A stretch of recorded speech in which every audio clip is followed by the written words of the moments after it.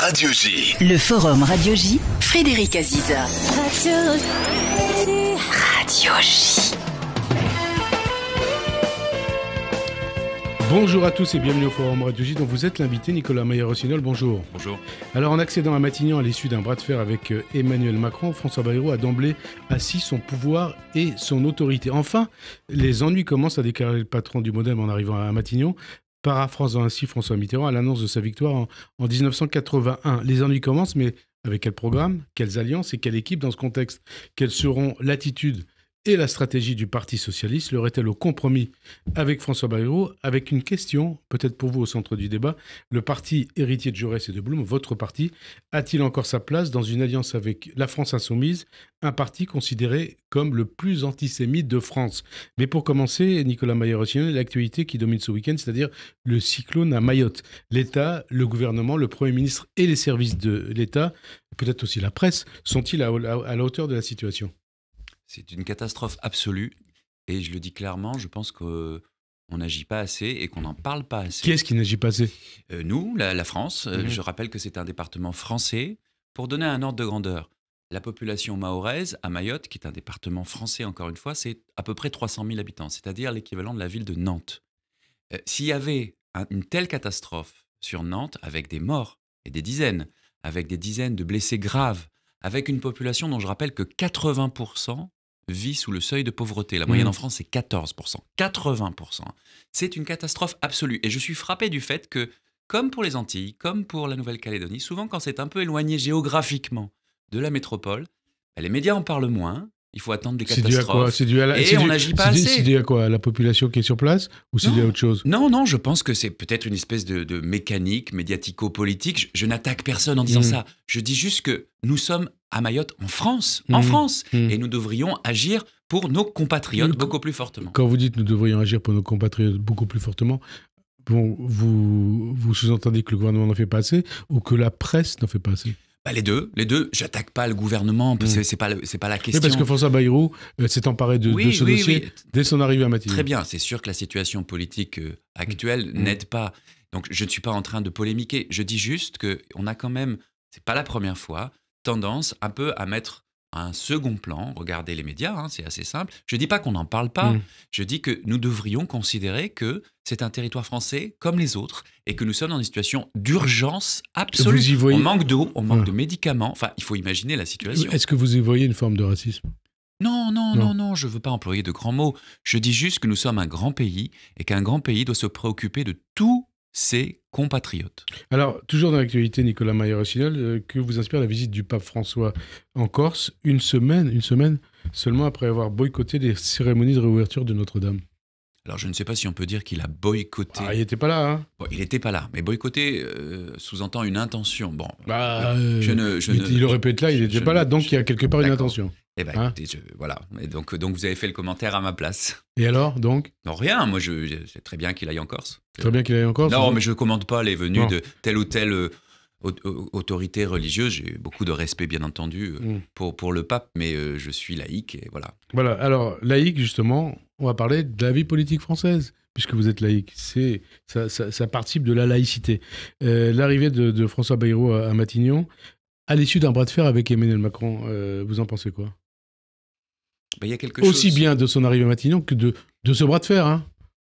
Je pense qu'il faut d'abord tout simplement penser aux Françaises, aux Français et à la France. Quel est l'intérêt du pays dans la situation? Nous sommes dans une situation de crise.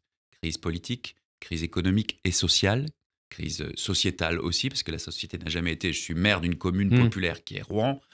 Combien d'habitants à Rouen? Rouen, c'est 110 000 habitants et l'agglomération rouennaise, c'est 500 000. C'est plus que Mayotte encore. Oui, encore une fois, l'urgence aujourd'hui, elle est à Mayotte et pour la population mahoraise. Bon, on est dans une situation de crise politique, sociétale, sociale, économique. Donc, il faut absolument qu'on retrouve une action et une forme de stabilité. Moi, ce qui me frappe en premier lieu, c'est que Emmanuel Macron, malheureusement, n'a pas tiré les leçons du résultat des urnes des élections législatives. C'est-à-dire qu'il aurait dû nommer Mme Castet? Et il aurait dû nommer un Premier ministre de gauche.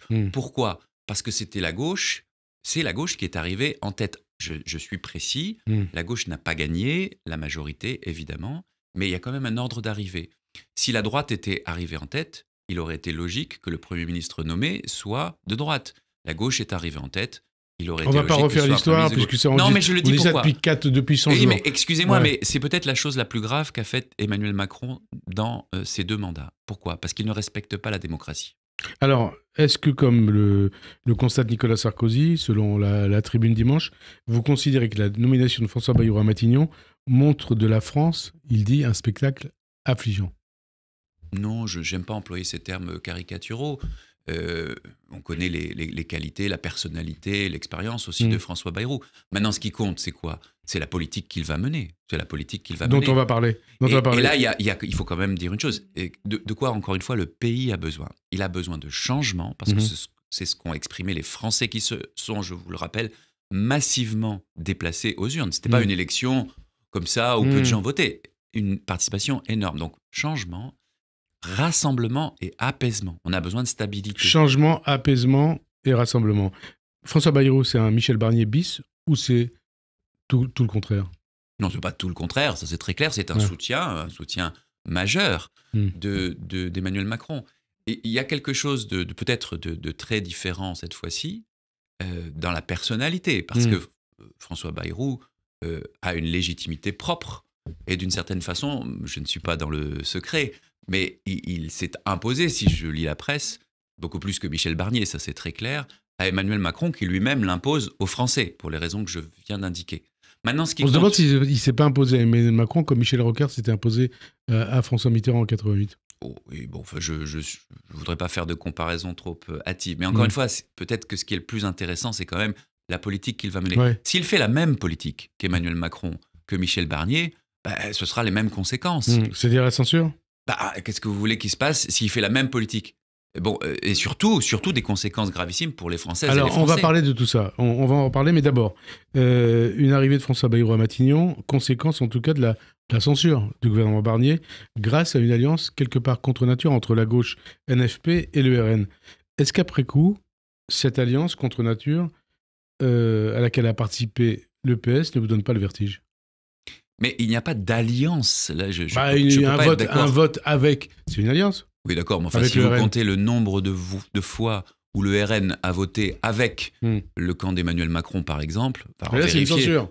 Excusez-moi, mais il y a eu plein de textes importants, la loi immigration, par exemple, et d'autres encore, où le RN s'est objectivement allié avec les macronistes ou l'inverse. Donc, attention aux mots qu'on emploie. Non, par contre, pourquoi une censure ?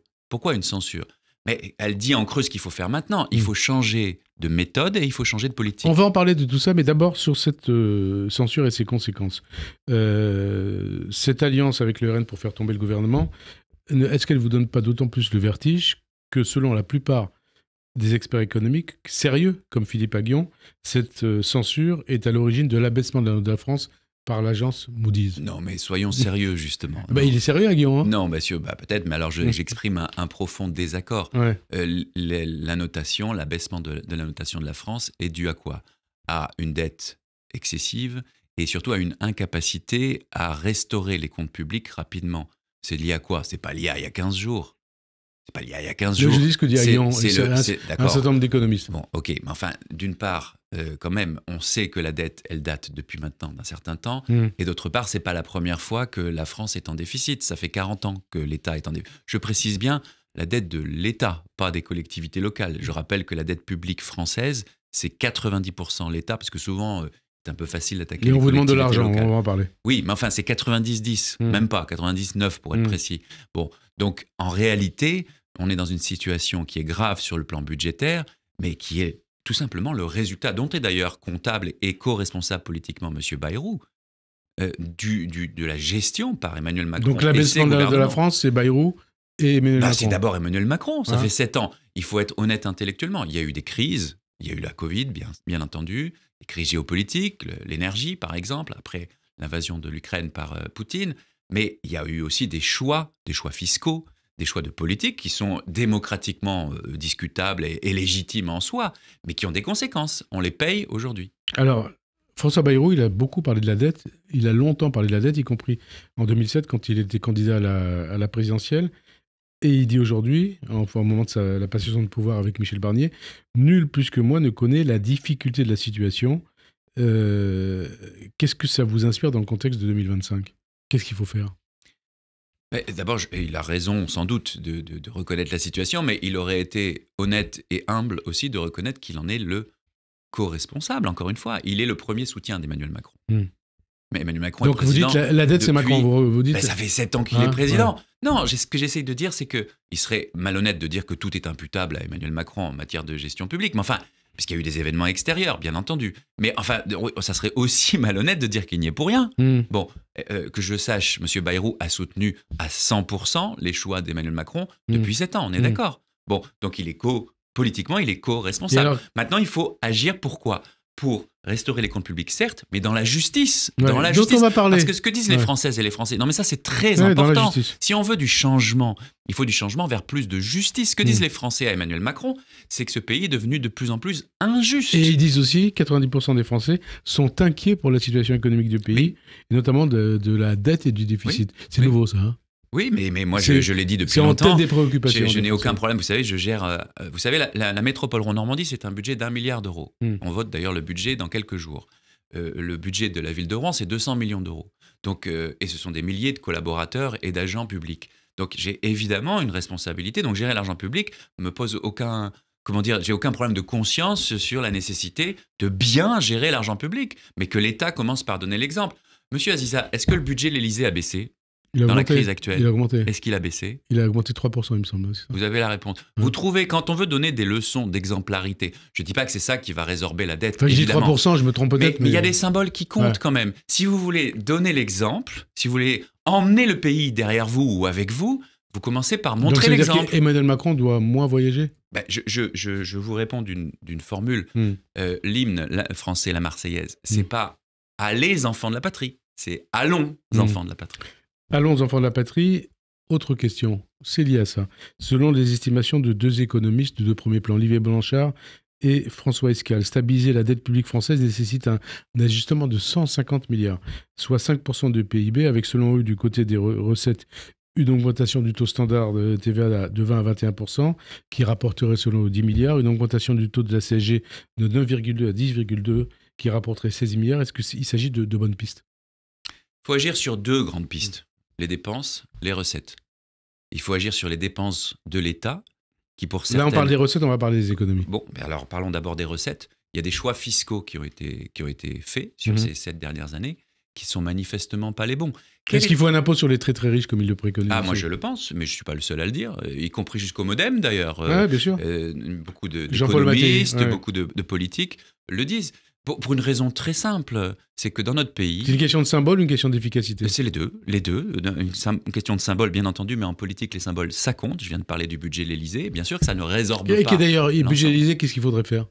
Il faudrait montrer l'exemple. De quelle manière ? Excusez-moi, mais vous allez dans un certain nombre de palais, et le terme est choisi, ministériels, vous voyez bien qu'on pourrait faire des économies. Voilà, je m'étends pas, je constate juste. Mais je veux être précis et honnête. Bien entendu que c'est pas ça qui va changer la dette de la France. Là, c'est un symbole. Mais c'est un symbole. Donc, je vous réponds, il faut des symboles et des actes Alors maintenant, quantitatifs. Sur les impôts. TVA. Est-ce qu'il faut augmenter la TVA ? La TVA, c'est l'impôt le plus TVA injuste. Ou CSG social TVA sociale, pardon. La TVA, ça a déjà été essayé. Vous vous souvenez de M. Borloo à l'époque ? Ça lui avait coûté cher. C'est Laurent Fabius qui lui avait... Oui, mais enfin, ce qui est surtout important, c'est pour les Français. La TVA, c'est l'impôt le plus injuste. Blanchard et Escal disent... Passer la TVA, augmenter la TVA de 20 à 21%, ça rapporte 10 milliards. Commençons par baisser la TVA sur les produits de première nécessité. Rouen, je vous ai dit, c'est une ville populaire. Je vois des gens qui ont des difficultés à acheter des produits de première nécessité, des serviettes hygiéniques, des produits alimentaires. Pourquoi ? Parce qu'on a des produits de première nécessité sur ces qui ont augmenté massivement. Baisser la TVA sur ces produits, ce serait une baisse de 2 à 3 centimes d'euros. Il faudrait calculer, je ne vais pas vous donner ici 2 chiffres. Est-ce que ça serait vraiment efficace ? Mais encore une fois, vous ne trouverez pas une solution miracle. Ouais. Vous allez trouver plein de petites rivières qui, prises une à une, ne sont pas suffisantes, mais ensemble permettent d'agir. Donc augmentation de la TVA, ce n'est pas bon pour vous, ce n'est pas une bonne piste. Ce n'est pas la meilleure piste. La taxation des très très riches, un impôt sur la richesse. Oui, ça a été proposé par de nombreux parlementaires, par la gauche effectivement, mais pas que par la gauche.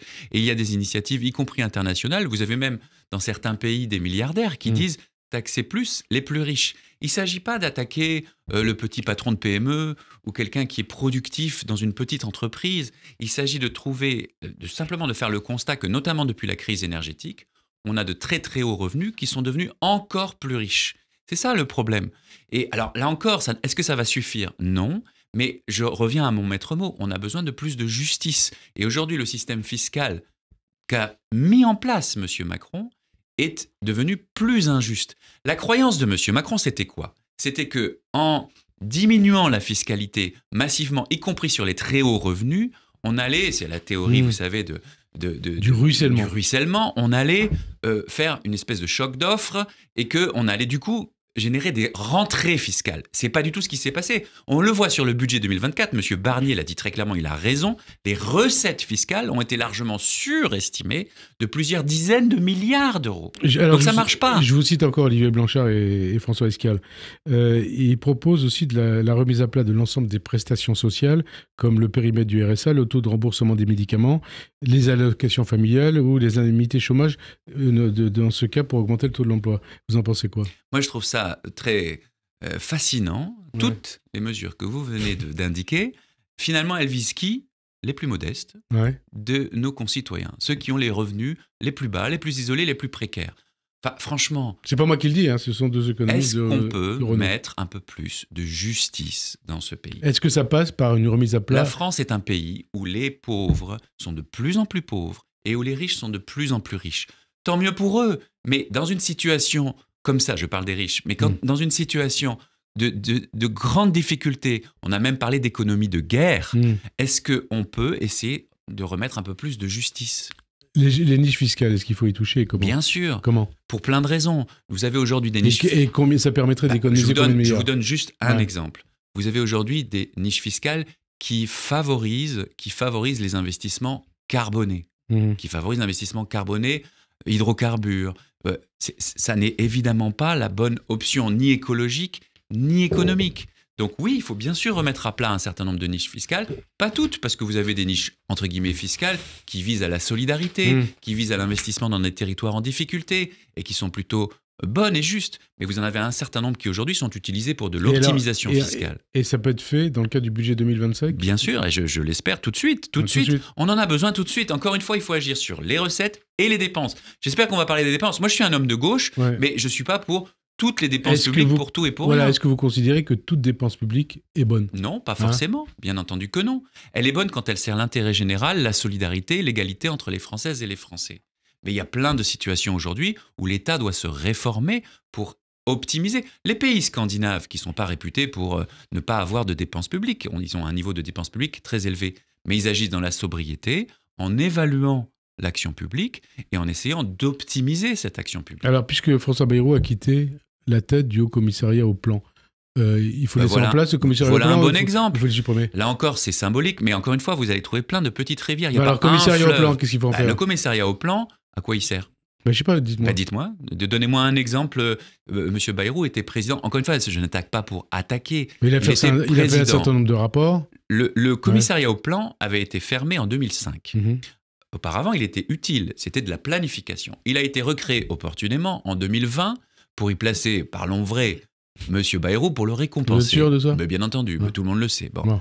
Donc il a été placé là. C'est un budget de 350 000 € en fonctionnement chaque année, avec à côté France Stratégie 15 millions d'euros. Bon.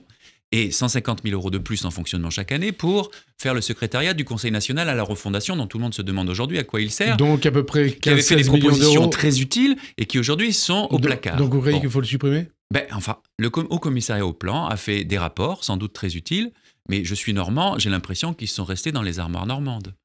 Et alors, les collectivités locales et territoriales dont vous parliez tout à l'heure, est-ce qu'elles doivent participer à la chasse aux économies? En clair, est-ce qu'elles doivent réduire leurs dépenses également? Mais elles doivent évidemment être efficaces. Je crois qu'on leur demande 5 milliards. Elles doivent être efficaces dans la gestion de l'argent public. Elles peuvent payer, elles doivent payer. Monsieur Aziza, les collectivités locales sont le niveau de puissance publique le plus efficace. Je répète, déficit.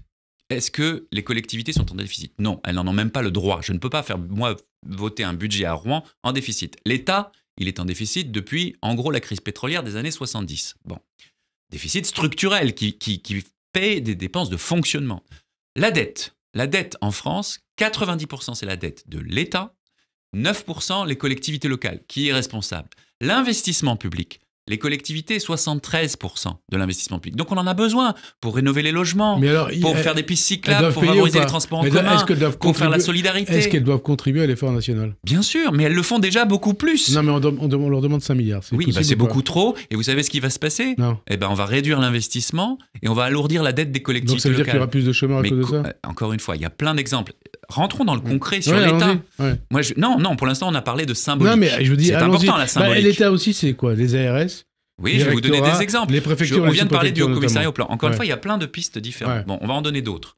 L'ANRU, l'Agence nationale de rénovation urbaine, pour les quartiers dits politiques de la ville. Cher à Jean-Louis Borloo. Oui, mais c'est une très bonne idée en principe de soutenir le réaménagement de ces quartiers, ça sert à la rien mixité sociale. Non, pas du tout. Ça sert beaucoup. Sauf que c'est très mal employé, qu'on a une agence centralisée, bureaucratique, administrative, avec des gens très bien. Mais c'est une administration supplémentaire qui fonctionne très mal. Ça prend des années. Tous les maires vous le diront. Donc il faudrait décentraliser. Tous les maires vous le diront. Il faut évidemment décentraliser ou la supprimer. Simplifier. Ouais. Remplacer la bureaucratie par la démocratie. Et ça, pareil. La démocratie, ce sont les collectivités locales. Et pareil, ça peut se faire d'ici, dans l'année 2025. Faisons-le tout de suite. Faisons-le tout de suite. Mais quand vous dites faisons, vous y croyez ou que pas? M. Bayrou, qui est normalement un grand décentralisateur, agisse tout de suite. Les ARS, les agences régionales de santé, créées par la loi Bachelot, à l'époque de Nicolas Sarkozy.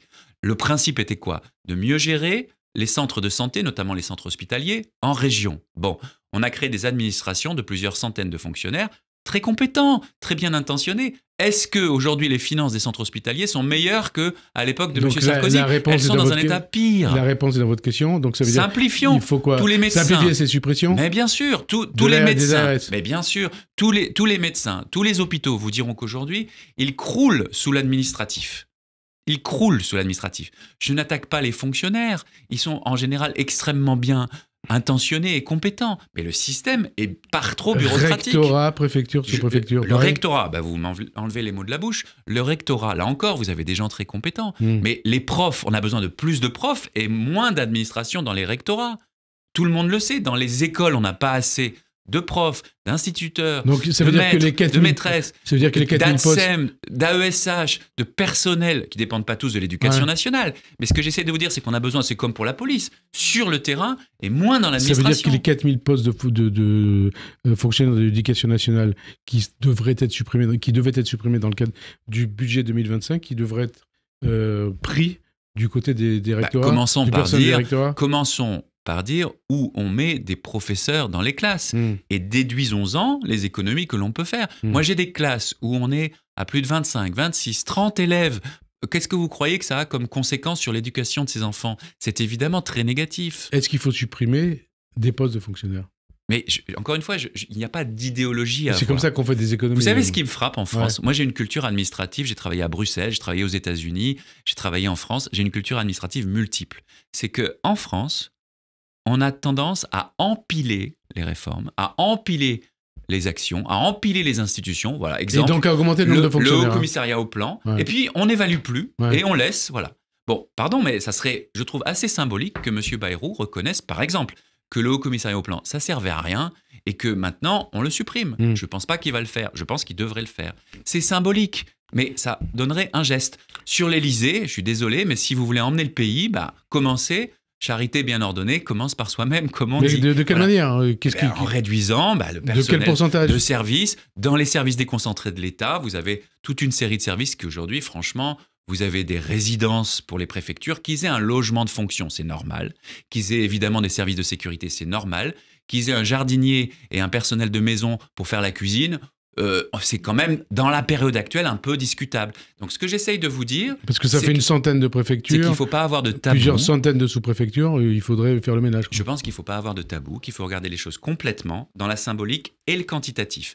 Les recettes fiscales, il faut changer la politique fiscale vers plus de justice, justice sociale, justice écologique. Les dépenses, et le premier responsable aujourd'hui, c'est l'État, qu'il se réforme. Quid de la réforme des retraites? Est-ce qu'il faut l'abroger ou est-ce qu'il faut la geler? Nous demandons une suspension. Ce serait un geste qui est attendu. Vous avez vu les suspension, manifestations. Ça veut dire quoi? Ça veut dire qu'on dit on a compris le message des Français. Il y a eu des manifestations massives. Tous les sondages montrent que la très grande majorité des Français sont contre cette réforme. Très bien, mais suspension, ça veut dire quoi? Ça veut dire stop, on suspend l'exécution et on se met autour d'une table et on regarde posément les sujets, à l'instar de ce que disait Laurent Berger. Bien sûr qu'il faut prendre en Laurent compte... Berger disait aussi retraite à points, il faut y revenir. Il faut prendre en compte la pénibilité nouvelle, alors que ce gouvernement a supprimé des critères de pénibilité. Il faut prendre l'évolution démographique. Il faut prendre en compte la nécessité, bien sûr, de financer de manière soutenable le régime des retraites quand notre population vieillit, les évolutions du monde du travail. Par exemple, dans certains métiers, pas tous, le télétravail, la place plus importante et tant mieux des femmes dans le monde du travail, des aspirations nouvelles des nouvelles générations. Tout ce que disait Laurent Berger sur ce sujet, je le reprends absolument. Donc il y a une réforme, abrogation comme LFI. Si vous voulez, il y a une réforme de gauche à faire sur les retraites. Moi, j'ai pas d'hostilité à une réforme, mais c'est pas du tout ce qui a été fait. On a eu une réforme comptable qui ne vient pas toucher aux questions liées au financement par les plus riches et par le capital des retraites, et qui, au contraire, vient ponctionner les retraites les plus modestes.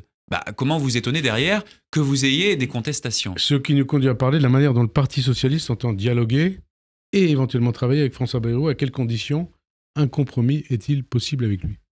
À quelles conditions? Il faut quand même d'abord reconnaître que le choix de M. Barnier, comme je l'ai dit tout à l'heure, n'est pas conforme aux résultats des urnes. Monsieur Barnier ou Monsieur Bayrou? Oui, mais vous voyez lapsus, parce que c'est un choix de continuité. Pour vous, c'est Barnier, Bayrou, c'est bonnet blanc, blanc bonnet? En tout cas, c'est quand même plus retour vers le passé que projection vers le futur. Compromis possible ou pas, à quelles conditions? Donc, il faut être honnête. Maintenant, il ne faut pas non plus faire de procès d'intention. On va voir les orientations politiques. Il faut un changement de méthode et un changement de politique. On vient de parler de politique. J'ai parlé notamment de justice fiscale. Un autre exemple, qu'est-ce que M. Bayrou propose sur la proportionnelle? Alors, proportionnelle, est-ce que c'est une ligne rouge? Est-ce que sans proportionnel, il ne peut pas y avoir de compromis? Mais je ne parle pas de ligne rouge, je parle d'attente. Mais est-ce que vous attendez la réforme de la proportionnelle? M. Bayrou a construit son parcours politique, je crois, avec une certaine constance sur ce sujet-là. Et lui, il parle même de la proportionnelle, ça va vous faire plaisir. Version Fabius de 86. Non, mais... on rappelle pour nos auditeurs que vous êtes un proche de Laurent Fabius. Mais j'ai beaucoup d'admiration et d'amitié pour Laurent Fabius. Proportionnelle, version 86, départementale ou pas? Le sujet, encore une fois, il faut trouver du consensus. En tout cas, ça se regarde, effectivement. Mais ce qui est clair, c'est qu'on doit pouvoir trouver un consensus sur ce sujet. Et c'est une demande du Parti socialiste, la proportionnelle? Bien sûr, oui. Parce que ça vous arrangerait dans le cadre de vos relations un peu tumultueuses avec LFI. Mais non, mais c'est pas le sujet. Le sujet, vous voyez bien que la proportionnelle est attendue parce qu'on a un système qui est très mal représentatif. Donc ça veut dire que ça doit être fait tout de suite? En tout cas, c'est quelque chose qui peut être fait. Il faut être orienté vers ce qui peut être fait d'utile au pays. Là, on parle d'une réforme institutionnelle. Les salaires. On a un problème de justice salariale. Pouvoir d'achat, justice fiscale. Pouvoir d'achat. Agir tout de suite. Des choses concrètes pour les gens. Je vous donne un exemple. La rénovation énergétique des logements. Vous avez des foyers qui ont des revenus très modestes, qui aujourd'hui payent des sommes totalement démesurées, notamment depuis la crise énergétique de 2022, sur les charges de chauffage. Il faut changer ça tout de suite. Là, on a besoin d'une action publique. Là, on peut trouver du consensus. La santé. Vous avez M. Garot, député socialiste, qui a construit un projet transpartisan sur la régulation de l'installation des médecins et sur la lutte contre les déserts médicaux. Sujet majeur. Avançons concrètement là-dessus. Et enfin, changer de méthode. Parce que le problème avec M. Barnier et avec M. Macron, et c'est paradoxal, c'est qu'après le Front républicain, on s'est retrouvé avec un gouvernement qui dépendait du RN. Nous attendons du gouvernement. Emmanuel Macron a dit plus de dépendance vis-à-vis du RN. Oui, d'accord, mais enfin, monsieur Macron a dit beaucoup de choses dans sa vie qui n'ont pas toujours été traduites par des actes concrets. Puisque vous parlez du RN, cette rencontre entre François Bayrou et Marine Le Pen demain, c'est une bonne chose ou pas? Écoutez, les premières rencontres de M. Bayrou, donc si je résume, c'est M. Retailleau vendredi, puis les présidents des deux assemblées, Mme Braun-Pivet et M. Larcher, Assemblée nationale et Sénat, puis Mme Le Pen. Non, et Pierre Moscovici, votre camarade du parti. Je parle des politiques. M. Moscovici, c'est la Cour des comptes, donc ce n'est pas une institution politique au sens strict du terme. Et puis Mme Le Pen. Donc à ma connaissance, la gauche n'a toujours pas été contactée. Je rappelle que c'est la gauche qui est arrivée en tête des élections législatives. On va parler des relations avec la gauche, entre François Bayrou et la gauche, et le Parti socialiste. D'abord, sur les salaires, le SMIC, le pouvoir d'achat, il faut quoi? Une conférence sociale, une conférence salariale? Conférence salariale, tout de suite, bien sûr. Tout de suite, c'est-à-dire? Tout de suite, dès le mois de janvier. Tout de suite, ça peut être une des premières annonces de M. Bayrou. Vous voyez que je donne quelques pistes constructives. Si rien ne change... Et augmentation du SMIC. Vous connaissez vous connaissez le film Le Guépard, avec Alain Delon, et puis le livre. Avec cette fameuse phrase, « Il faut que tout change pour que rien ne change ». Si on change de personne et qu'on fait, comme on dit, une révolution de palais, M. Barnier, M. Bayrou, mais que les politiques ne changent pas, vous croyez que ça va améliorer la situation du pays? Bayrou, c'est le Guépard ou pas? Pour l'instant, écoutez, ce que je peux dire... En tout cas, Barnier, c'était le départ pour vous. En tout cas, c'est que pour l'instant, on est resté dans la continuité politique de soutien à Emmanuel Macron. J'espère qu'on va changer. Pourquoi ? Parce que c'est pas pour changer, mais parce qu'on a besoin que les attentes des Français en matière de justice sociale, en matière de salaire, en matière d'aide au quotidien concret. Écoutez, moi je suis maire d'une ville populaire. J'ai des gens qui ont du mal à boucler leur fin de mois, qui hésitent entre se chauffer et payer leurs impôts. Donc on en est là. L'augmentation du SMIC, selon quelqu'un, c'est tout de suite ou il faut décider d'un calendrier La conférence salariale que nous appelons de nos voeux, elle doit viser effectivement à une augmentation des salaires maintenant. Bien sûr qu'il ne faut pas le faire n'importe comment. Bien sûr qu'il faut intégrer les partenaires sociaux, les représentants des entreprises, les syndicats représentants des travailleurs, des salariés, pour que cette mesure ne porte pas préjudice à l'économie. Mais vous savez, les mesures de M. Macron, qui étaient censées être le Mozart de la finance et de l'économie, aujourd'hui, l'économie, elle est dans un état déplorable et la dette et la note de la France vient d'être dégradée. Donc, franchement, je pense qu'on peut faire mieux. Tout à l'heure, vous avez dit qu'il n'y a pas de ligne rouge. Est-ce que pour vous, un compromis autour d'une non-censure, ou voire une participation de ministres socialistes au gouvernement, c'est autour d'un tout ou rien ? Mais le Parti socialiste, dans cette période, et c'est son histoire, et ce sont ses valeurs. C'est un parti de clarté et de responsabilité. C'est son histoire, en tout cas c'était son histoire. Ça a un peu changé. Pardon, mais moi je suis socialiste. Je suis fier d'appartenir à un parti qui a vocation à gouverner, qui a exercé des responsabilités et qui essaie, en tout cas c'est la ligne que je prône, et je suis heureux de voir que c'est une ligne que nous avons défendue, et je suis fier que nous ayons défendu cette ligne-là ces dernières semaines. C'est une ligne de clarté et de responsabilité. Parce qu'on précise les choses, Olivier Faure, il a changé. Non, mais attendez, excusez-moi. Mais comment ça se fait ? Pardon, mais là, le Parti socialiste, il est uni. Et il a dit une chose simple. C'est le seul parti, regardez, c'est le seul parti qui a fait des propositions, ce qu'on appelle en politique des bougées dans la période. Renoncement au 49.3, accord de non-censure. Qui l'a dit ? C'est le Parti socialiste. Donc l'accord de non-censure... Quel autre parti a fait des propositions ? Non mais répondez-moi, quel autre parti a fait des propositions dans la période ? On va voir. Il n'y en a pas. L'accord quand même, je veux bien qu'on critique le Parti socialiste tout le temps. Mais enfin, c'est le seul qui a fait des propositions. L'accord de non-censure, il est conditionné au renoncement 49.3. Donc je vous dis, changement de méthode, changement de politique. 49.3. Changement de méthode, que M. Bayrou, qui, toute son histoire politique, a expliqué qu'il fallait plus de parlementarisme, qu'il fallait qu'on se rassemble, que le 49.3, c'était pas la bonne méthode, qu'ils le disent tout de suite. Je renoncerai au 49.3. Bruno Retailleau, il peut rester ministre de l'Intérieur ou pas ? Mais je n'attaque pas, moi, les personnes. Monsieur Retailleau, on connaît sa ligne politique. Si c'est pour nous refaire une énième, d'ailleurs, parce qu'on en a tous les 6 mois, loi immigration, qui ne résoudra rien au vrai sujet de l'immigration et de l'assimilation et de l'intégration républicaine, parce qu'on a besoin de travailler bien sûr sur ces sujets, mais qui ne résoudra rien et qui est en fait, parce que c'est ça, un clin d'œil et un signal à Madame Le Pen et à l'extrême droite, alors je dis que c'est de la politique politicienne. Ça veut dire Bruno Retailleau sans loi sur l'immigration, il n'y a pas de problème. Non, ça veut dire que nous jugerons sur pièce et que remettre M. Retailleau pour faire la même politique, évidemment que c'est pas un bon signal. Donc sans loi, c'est la loi immigration qui peut éventuellement... moi j'attends de voir, je ne sais pas. Je constate juste que M. Retailleau a été reçu tout de suite et que maintenant c'est Mme Le Pen. Pour notamment parler de Mayotte. Et donc je vous dis, changement de méthode, changement de politique. Sur Mayotte, je pense qu'on doit agir beaucoup plus fort tout de suite. Vous l'avez dit au début de l'émission, changement de politique, changement de méthode, mais changement peut-être aussi de méthode chez vous. Est-ce que la participation de ministres socialistes au gouvernement Bayrou est totalement exclue ? Responsabilité, clarté. Responsabilité, nous ne sommes pas pour le chaos, nous sommes contre la destitution, l'appel à la démission du président de la République. La dissolution aussi le pays n'a pas besoin de cela. La dissolution, c'est une prérogative de M. Macron, il l'a d'ailleurs déjà utilisée. C'est d'ailleurs un peu paradoxal. Non, il parle d'une nouvelle dissolution. Non, mais moi, excusez-moi, mais c'est intéressant ça, parce que M. Macron attaque tout le monde ou critique beaucoup de gens pour dire qu'ils ont déstabilisé le pays. Enfin, qui a fait la dissolution ? C'est nous ou c'est lui ? Oui, c'est lui, mais d'accord. Est-ce que des ministres, éventuellement des ministres socialistes... Responsabilité, clarté. Nous avons dit dès le départ que pour ce qui concerne le Parti socialiste, nous ne rentrerions dans un gouvernement que si le Premier ministre était conforme au choix des Françaises, des Français, des urnes, c'est-à-dire de gauche, ouvert au compromis. Ce n'est pas le choix de M. Macron.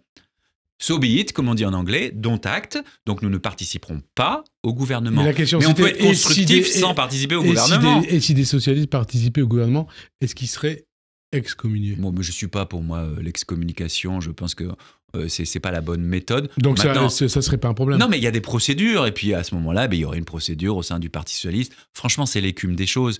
Moi, ce qui m'intéresse, c'est quoi? C'est d'être clair. Non, nous l'avons dit très clairement. Tout le monde, d'ailleurs, au sein de la direction du Parti socialiste l'a dit très clairement. Nous ne participerons pas à un gouvernement qui n'est pas dirigé par un Premier ministre de gauche. M. Bayrou n'est pas un Premier ministre de gauche. Nous ne participerons pas au gouvernement. Maintenant, il y a le Parlement, il y a le Sénat et il y a l'Assemblée nationale. Alors justement, le Parlement... Donc, changeons de politique, changeons de méthode au Parlement. Parlement, pardon. Et nous attendons des actes concrets de M. Bayrou là-dessus. Parlement, Assemblée nationale, les députés LFI ont déjà annoncé qu'ils allaient déposer une motion de censure. Le PS, il ne suivra pas. Non, mais encore une fois, nous jugeons sur les actes. Et ça veut dire que la rupture, elle est consommée. Si M. Bayrou arrive, mais encore une fois, soyons précis, nous essayons de faire vivre la démocratie parlementaire. M. Bayrou va former un gouvernement. Bon, il va se présenter devant le Parlement et il va dire voilà ce que je veux faire. Si sur la méthode, c'est la même chose, c'est-à-dire qu'il envoie à nouveau des signaux au Rassemblement national, si à nouveau on fait des clins d'œil à l'extrême droite, et si sur les politiques on ne change rien à ces politiques injustes et inefficaces qui ont été celles de M. Macron depuis 7 ans et qui viennent d'aboutir à la censure, alors ça ne marchera pas. Bon, si en revanche il dit je change de méthode, je fais vivre la démocratie parlementaire, j'écoute la gauche, je change de méthode parce que je ne me mets pas dans les mains du RN, je m'engage à ne pas utiliser le 49.3. Je m'engage sur les politiques à mettre plus de justice fiscale, à travailler pour essayer d'augmenter les salaires des Français qui ont les revenus les plus modestes, à mettre en place la proportionnelle, à agir massivement sur la rénovation énergétique des bâtiments, par exemple. Voilà, donc des là, choses il y a un très accord concrètes. possible. Il y a un compromis possible. En tout cas, nous l'avons dit. Mais enfin, encore une fois, c'est le Parti socialiste qui a fait cette proposition de renoncement au 49.3 en échange d'un accord de non-censure. Donc ça veut dire que l'alliance LFI... Donc franchement, c'est un esprit de responsabilité. Donc ça veut dire que l'alliance PS-LFI c'est terminée, elle est morte et enterrée. Mais encore une fois, moi je ne me suis jamais situé dans les petites combines politiciennes. J'ai toujours dit mes désaccords avec les uns et avec les autres. Je n'ai pas suivi Emmanuel Macron, je n'ai pas suivi M. Mélenchon. Si je l'ai dit d'une formule, on va arrêter Jupiter, on va éviter Robespierre et on va travailler avec les parlementaires. C'est Jean-Luc Mélenchon qui est sorti du NFP ou ce sont les socialistes qui sont devenus, comme on le dit, on entend, à LFI, les traîtres à la gauche et à cette alliance? Monsieur Mélenchon, est-ce que vous vous sentez traître? Mais je vous réponds, pas du tout. Monsieur Mélenchon est sorti du NFP. Monsieur Mélenchon ça vous fait plaisir? Non, mais c'est pas que ça me fait plaisir. Mais non, mais moi je suis pour le rassemblement de la gauche. Mais je suis pour que la gauche, Mélenchon, je suis pour que la gauche gouverne. Si c'est pour faire des hologrammes et des discours aussi éloquents soient-ils, mais qui ne changent la vie d'aucun Français, parce qu'à la fin, concrètement, ça n'aboutit à rien, et même pire que ça crée un plafond de verre, et aujourd'hui même un plafond de béton qui empêche la gauche de gagner, ça ne m'intéresse pas. Le plafond de béton, c'est Mélenchon? Aujourd'hui, c'est très clair. Il est parmi les responsables politiques les plus détestés de France. Pour beaucoup de nos compatriotes, il est même plus détesté que l'extrême droite. Je ne dis pas que c'est bien, je ne dis pas que c'est juste, c'est une réalité politique. C'est-à-dire, la mélenchonisation des esprits fait plus de dégâts que la lepénisation des esprits. Non, mais n'essayez pas de me faire dire ce que je n'ai pas dit. J'essaye d'avoir à l'esprit l'intérêt général. Il faut un rassemblement de la gauche parce que la gauche ne gagnera que si elle est rassemblée. Mais le problème, c'est qu'aujourd'hui, ou jusqu'à présent, elle était dominée par une ligne politique qui est celle de M. Mélenchon, mais pas que de M. Mélenchon. C'est aussi, et pardon, mais ils ont leur esprit critique et leur libre arbitre. C'est aussi celle de M. Bompard, de Mme Panot, de M. Boyard et beaucoup d'autres. Bon, donc c'est un choix de leur part. Il est respectable, mais c'est pas le mien. Cette ligne-là, elle est perdante. Donc il nous faut à gauche, Raphaël Glucksmann l'a dit très clairement, porter un rassemblement qui soit gagnant, qui soit à la fois ambitieux, parce qu'on a des réformes de justice, je l'ai dit tout à l'heure, extrêmement fortes à porter, de transition sociale, transition écologique, d'innovation, de compétitivité aussi, et aussi de rétablissement des comptes publics. Mais il faut aussi qu'on soit crédible. Il faut aussi qu'on soit crédible, qu'on puisse rassembler une majorité de Français. Comment vous expliquez qu'Olivier Faure a changé de stratégie du tout au tout vis-à-vis de Mélenchon et de la France insoumise? Mais je ne formulerai pas les choses comme ça. Je pense que dans nos discussions internes, nous avons compris, et tant mieux, et nous l'avons dit unanimement, que le pays avait besoin de changement, de rassemblement et d'apaisement. Est-ce que cette stratégie que beaucoup considèrent comme communautariste autour de déclarations et tweets au Hollande nauséabonds et antisémites de Mélenchon et des élus insoumis, sur le CRIF, sur des personnalités d'origine juive, ainsi de suite, est-ce que c'est cette stratégie qui a conduit le PS à prendre ses distances avec LFI? Ah mais ça, je l'ai dit très clairement dès le 7 octobre. Le communiqué de LFI à la suite du 7 octobre était absolument scandaleux et insupportable Et sa stratégie depuis, stratégie antisémite. Vous vous souvenez qu'on a eu des débats à ce moment-là très forts, et heureusement, et nous sommes nombreux à avoir indiqué et à avoir exprimé, je pense à quelqu'un comme Jérôme Guedj par exemple, mais il y en a beaucoup d'autres, à exprimer, mais pas qu'au Parti Socialiste, François Ruffin par exemple, à dire qu'une stratégie, on va dire comme ça, clientéliste en réalité, parce que c'est de ça qu'il s'agit plus que d'autre chose, qui vise à conquérir par des voies qui, de notre point de vue, ne sont pas les bonnes, par la brutalisation du débat public, par l'essentialisation d'une partie de nos compatriotes, eh bien, cette voie-là n'est pas la bonne. Essentialisation d'une partie de nos compatriotes, Jérôme Guedj, il dit essentialisation, il parle de lui, moi, en tant que juif. Oui, par exemple. Oui. C'est ça. Oui, ou alors les musulmans, parce que, voilà. Parce que ça peut rapporter des voix, parce que ce serait une forme d'objectif électoral. Ouais. Et moi, je respecte toutes les confessions, je suis laïque, je respecte ceux qui croient et ceux qui ne croient pas.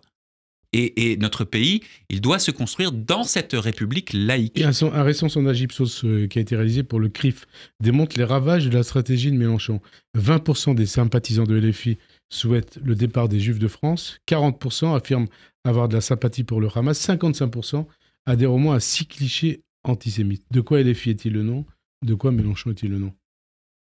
Franchement, ça ne m'intéresse pas. Non, mais peut-être que nous, ça nous intéresse. Non, mais je vous réponds.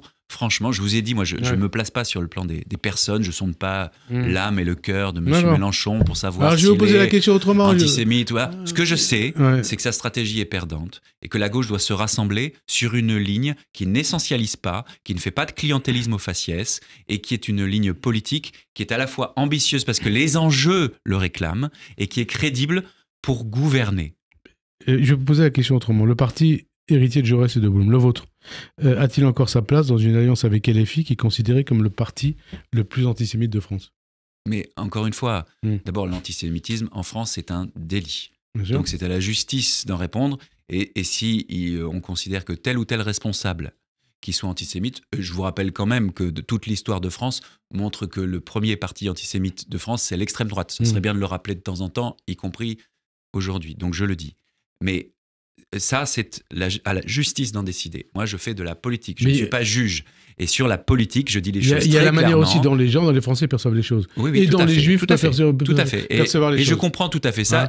Vous le savez, à Rouen, nous avons une synagogue qui a été victime d'un incendie extrêmement grave. Bon, donc je suis tout à fait conscient de cela. Et bien sûr que je suis conscient de la montée des actes antisémites en France. Mais ce que j'essaye de dire, je suis un responsable de gauche. Du fait de LFI. C'est que, la montée des actes antisémites, du fait de LFI. C'est que toutes celles et ceux, à gauche et à l'extrême droite, qui alimentent cela, qui importent le conflit israélo-palestinien, il y en a aussi à l'extrême droite, M. Aziza, qui importent le conflit, parce que c'est de ça qu'il s'agit, le conflit israélo-palestinien en France, pour l'instrumentaliser, se trompent. Sur le fronton de la mairie à Rouen, il y a 2 drapeaux. Depuis le 7 octobre, il y a le drapeau israélien. Il y a le drapeau palestinien, et nous devons reconnaître l'État palestinien. Et au milieu, il y a la colombe de la paix. Toutes les mairies de France devraient faire cela. Alors Mélenchon, comme Le Pen, ont soutenu et défendu Assad. Et son régime, ça vous inspire quoi? Le régime de M. El-Assad est un régime dictatorial. Et moi, je suis pour ma part fier que le Parti socialiste ait toujours été très clair. Vous avez cité Laurent Fabius. Aujourd'hui, il est président du Conseil constitutionnel. Il est donc hors du champ politique. Encore pour quelques mois. Oui. Mais à l'époque, il était ministre des Affaires étrangères sous la présidence de François Hollande. Et moi, je suis fier de la position de la France à cette époque, qui n'a malheureusement pas été suivie par Barack Obama et David Cameron. 2014, hein 2013-2014. 2013-2014. Qu'est-ce qu'il faut retenir de la prise de pouvoir par le groupe islamiste ATS à Damas? Non, mais d'abord, il faut dire que la chute, est-ce qu'il faut en avoir peur, la chute de Bachar el-Assad est une bonne nouvelle. Ouais. Mais ce n'est pas parce qu'il y a une bonne nouvelle que derrière, tout est rose. Et donc, il faut faire très attention. Pourquoi? Parce que nous savons que celles et ceux qui ont combattu Bachar el-Assad et qui l'ont renversé aujourd'hui en Syrie peuvent aussi être complaisants, être ouverts, être influencés par des visées politiques islamistes. Donc, je dis ça, il faut l'applaudir, cette prise de pouvoir, avec beaucoup de nuances. Il faut en avoir peur. Donc, quelle conclusion à ce stade? C'est une bonne nouvelle que M. El-Assad soit aujourd'hui hors d'État de nuire, parce que c'est un dictateur et c'est un boucher. 2, il faut tout faire pour qu'un régime le plus démocratique possible s'installe dans la Syrie. Et en respectant ses frontières. Je le dis aussi parce qu'on voit ce qui se passe à la frontière turque, on voit aussi ce qui se passe sur le plateau du Golan. Donc on est dans une situation extrêmement fragile. Et on arrive à la fin de cette émission. Dernière question, ça concerne Boualem Sansal. Quand vous entendez Sandrine Rousseau déclarer que les propos et les positions tenues par Boualem Sansal sont des propos relevant de l'extrême droite, relevant d'une forme de suprémacisme, et que s'il n'a pas à être en prison, pour autant ce n'est pas un ange dans ses positions. Qu'est-ce que ça vous inspire ? Je préfère retenir le seul point d'ailleurs dans cette phrase avec lequel je suis d'accord. Monsieur Boualem Sansal n'a pas à être en prison. Et tous les démocrates attachés à la liberté d'expression devraient d'abord défendre ce point. Mais elle n'a pas dit que ça. Elle a parlé de suprémacisme. Oui, je ne suis pas d'accord avec l'emploi de termes excessifs. Encore une fois, aujourd'hui, on est dans une situation où M. Sansal est menacé et dans une situation qui n'est pas celle que tous les démocrates attachés à la liberté d'expression devraient défendre. Merci Nicolas Maier-Rossignol d'avoir répondu à notre invitation. Bonne fin d'après-midi sur Radio J. Et à dimanche prochain. Merci.